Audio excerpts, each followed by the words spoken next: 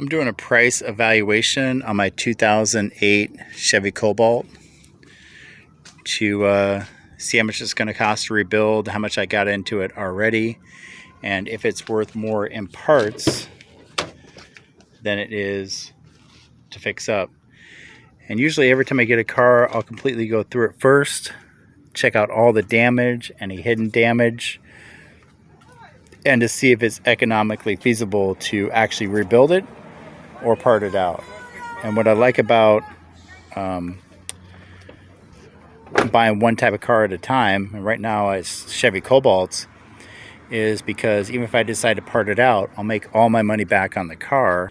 I still will be able to get the parts I need for my next project or the projects I'm working on right now. Like this 2010 Chevy Cobalt LT has suspension damage, so I need a lower control arm, a drive shaft, a few other small suspension parts, and then this one's ready to go. And then my 2006 Chevy Cobalt with 46,000 miles, I'm still in the process of going through the car and evaluating it to see exactly what's wrong with it. I got most of the body damage done, and now I'm just going through the engine to see if whatever accident was in it put a hole in the oil pan and may have done engine damage, and that'll really determine whether or not that car gets parted out or rebuilt. So stay tuned towards the end of the video, and I'll go over how much I initially paid for the car. But right now I have headlight mounts. That's that plastic part that the headlights go into. I'm not sure how much those are going to be, so I just have a question mark next to that. I'll add a little bit of miscellaneous parts pricing, and this is all through Pick and Pull, which is the wrecking yard I like going to because they have all their prices listed, and it's less of a guessing game than some of the other wrecking yards around here. I need a front bumper, and that's $47.99 plus $4.99 core. Intake manifold $45.99. AC condenser $38.99. AC hose is $20.99. Airbag is $53.99 a piece, and I need 2 of those. Air cleaner is $26.99. Battery is $34.99. Fan shroud and fan assembly is $35.99. Fender is $48.99. The frame, I'm not sure how they're going to charge for the frame rails, but it's either $86.99 through $313.99. So I might just end up buying the frame rail parts online. The glove box is broken, $15.99. The grill is $33.99. Headlights are $22.99. I need 2 of those. Hood is $55.99. And I've already replaced the hood. Hood hinge, $15.99 times 2. I've already done that.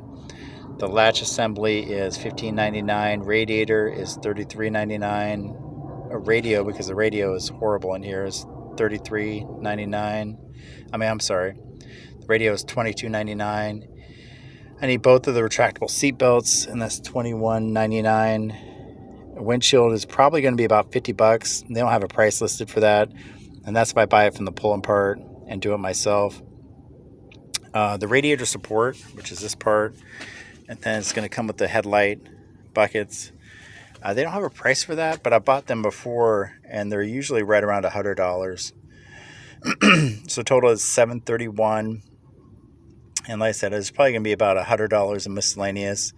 So that's going to be $831, and in the airbags I only added 1, so $831, and I'm going to add another basically $100 for the additional airbag that I didn't add in this total. And then just the miscellaneous, like for the windshield, I'm going to need the sealant, just miscellaneous parts. So right now I'm at $900 for parts, and that's minus whatever it costs for the frame rails. But I believe I can get the frame rail extensions for probably about $100 a piece. So about $1,100 in parts, which Still makes this car worth repairing, but like I said, I'm still evaluating it. In parts, if I decide to part it out, you know, it has a nice leather interior. It has the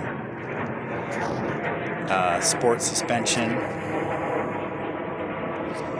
leather interior, sport suspension, leather wrapped steering wheel, high-rise spoiler. So it definitely has a lot of money in parts. So I'll go over what I paid for it.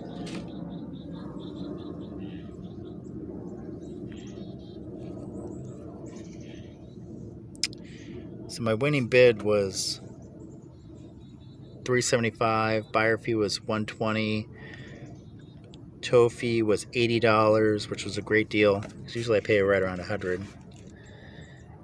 Service fee $79, that's for them bringing the car out. $29 because I bid online, and they charge some environmental fee of $10. Sales tax of $65.58. So the grand total I paid to them was $758.58, and that plus the parts of right around $1,200 means I should be into this car for right around $2,000.